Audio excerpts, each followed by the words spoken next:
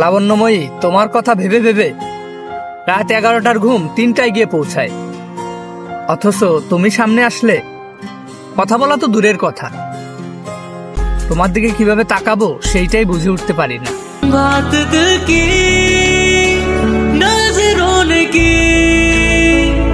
सच कह रहा तेरी कसम, तेरे बिन अब न लेंगे